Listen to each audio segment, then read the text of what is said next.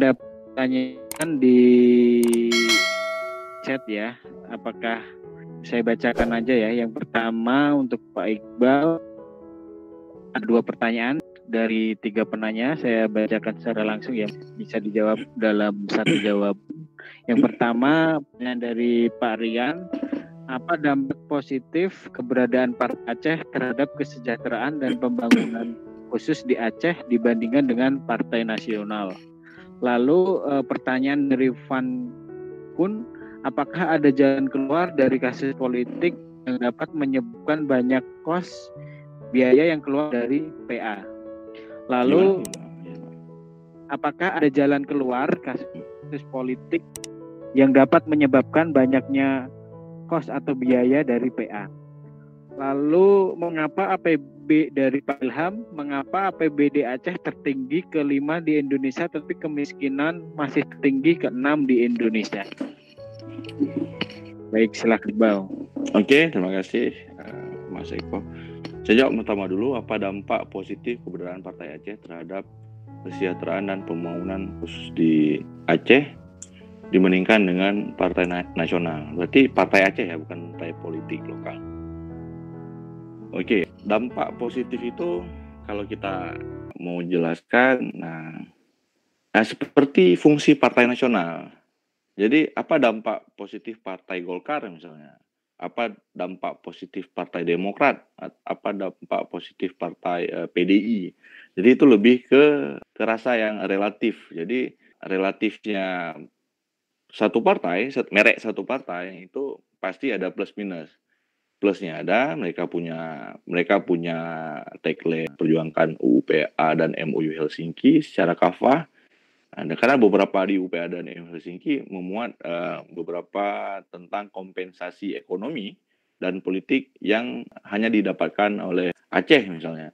Kemudian mungkin kita balik ke yang lebih besar, apa dampak positif keberadaan partai lokal misalnya. Siapapun boleh mendirikan partai lokal, tapi merek boleh apapun, tapi kepentingan tetap satu. Partai lokal itu adalah partai yang lebih spesifik memperjuangkan daerah. Misalnya seperti ini, kalau kita berbicara tentang dampak positif partai lokal.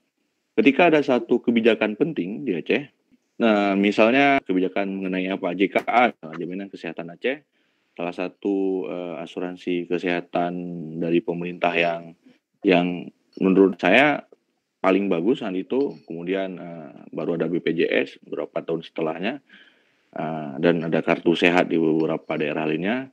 Namun Aceh sudah menerapkan istilahnya asuransi kesehatan secara menyeluruh. Kita hanya perlu KTP Aceh, kita bisa operasi mata 200 juta, kita bisa operasi ginjal berapapun itu harganya, dan itu ditanggung secara full tanpa memerlukan ribetnya administrasi khas Indonesia. Nah, ketika partai lokal membuat suatu kebijakan, mereka tidak perlu harus jumpa SBY lagi di Jakarta. Kalau gubernurnya Demokrat misalnya. Ketika kita membuat kebijakan khusus di Aceh, misalnya tentang mau bagi lahan nih 22 hektar satu masyarakat Aceh nih, kita nggak perlu lagi jumpa Prabowo misalnya sebagai pimpinan Partai Gerindra untuk keputusan menyangkut Aceh yang gubernurnya kebetulan dari Gerindra misalnya. Atau kita nggak perlu jumpa Megawati ketika gubernur dari Aceh itu dari PDI punya sebuah kebijakan yang agak spesifik dan pusat belum tentu menyetujuinya. Jadi dampak positif keberadaan partai lokal adalah kita tidak tergantung dengan keputusan dari Jakarta.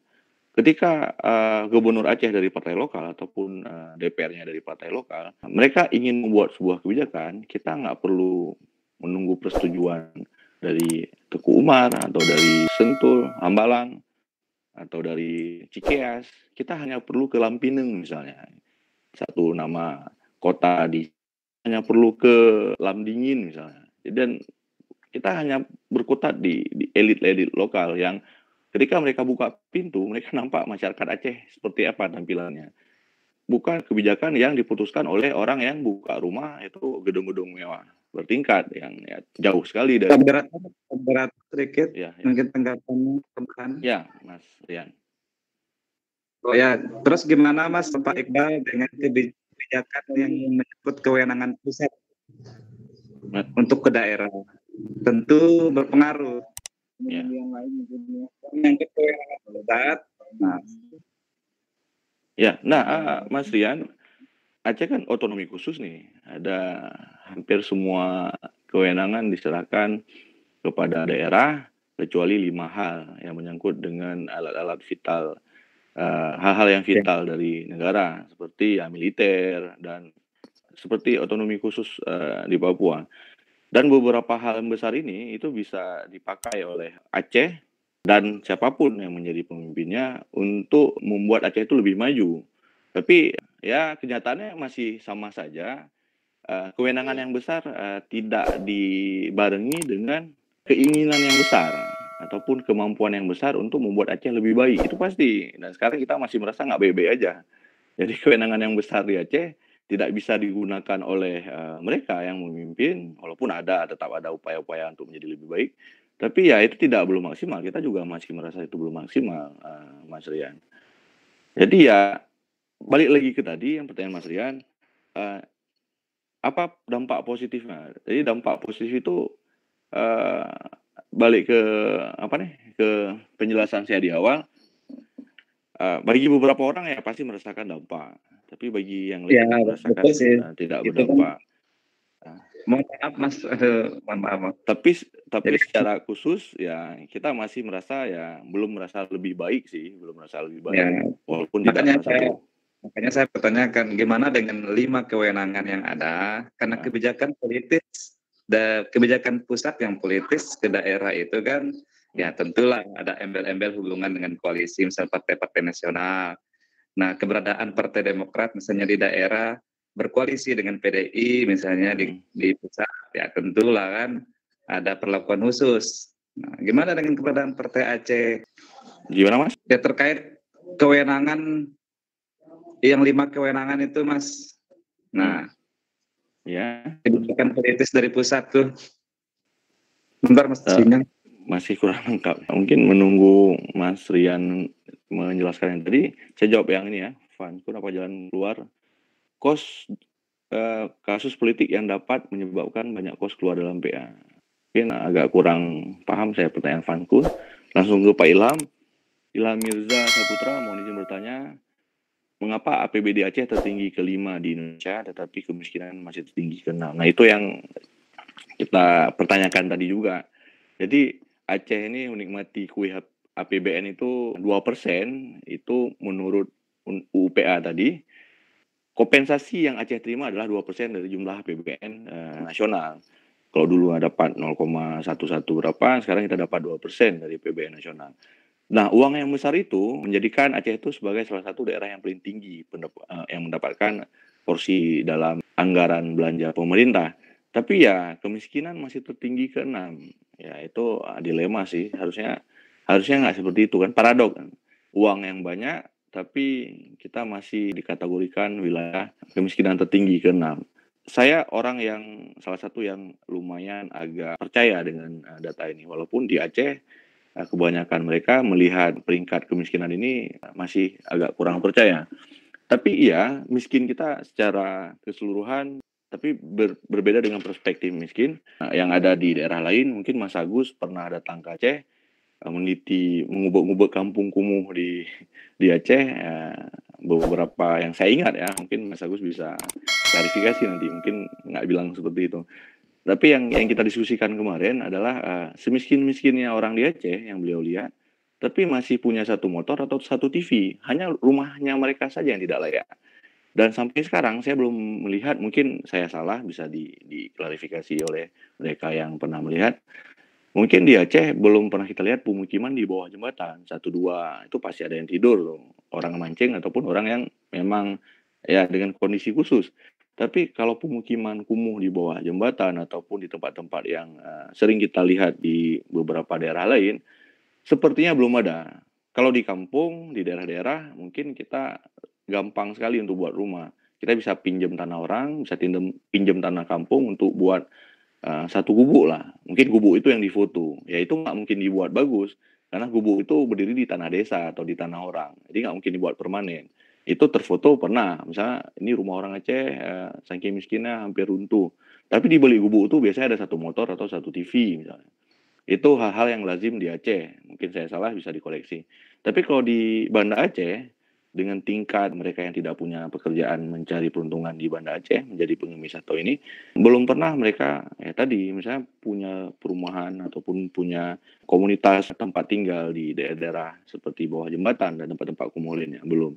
Satu dua ada pasti di dekat-dekat Mas Agus mungkin pernah lihat di kampung Jawa tempat-tempat pembuangan akhir, tapi itu bukan rumah permanen mereka, itu hanya tempat mereka mengumpulkan barang-barang itu. Maksudnya walaupun mereka ini, tapi penghasilan mereka bisa saja lumayan.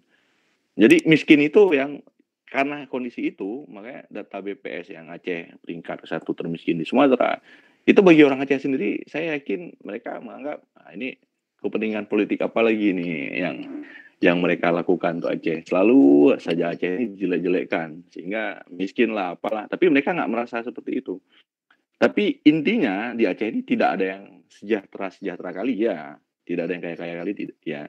Tidak ada imbas yang terlalu besar yang didapatkan dari pendapatan yang besar itu, ya saya sepakat.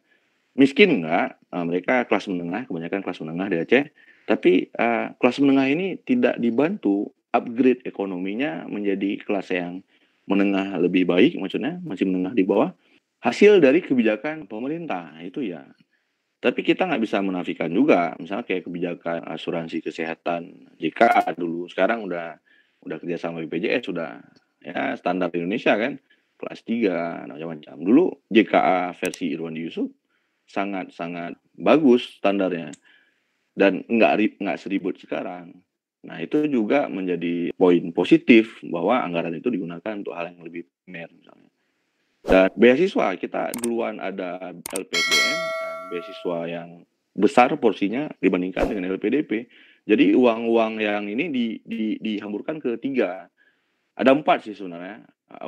Jadi kita nggak bisa mengkritik. Saya masih percaya survei ini, tapi kita tidak bisa percaya 100%. Ada 4 uang besar Aceh terima itu digunakan untuk 4 hal. Yang pertama asuransi kesehatan yang menyeluruh. Yang kedua, dulu ada namanya dana Gampung, BMKG, dana bantuan pemamu Gampung.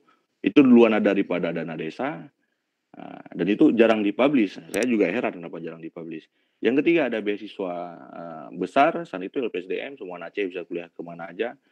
Dan itu beasiswa Pemda terbesar, baru ada LPDP secara nasional. Dan yang terakhir adalah rumah bantuan duafa, kayaknya rumah bantuan. Jadi nama paketnya rumah bantuan duafa, tapi sebenarnya bantuan rumah tipe 36 untuk masyarakat yang tidak mampu membuat rumah. Itu lumayan besar tuh, setiap tahunnya unitnya sangat besar. Kayaknya salah satu paling besar di Indonesia, dan secara persentase dengan jumlah penduduk kayaknya paling besar di Indonesia. Dan itu belum terpublish. Yang terpublish ya tadi statistik Aceh masih miskin. Tapi ya itu memang menjadi tantangan kita bersama untuk membawa Aceh menjadi lebih baik ke depan. Terima kasih Pak Ilham atasnya. Nah, mungkin gitu, Saudara Moderator, Mas Eko.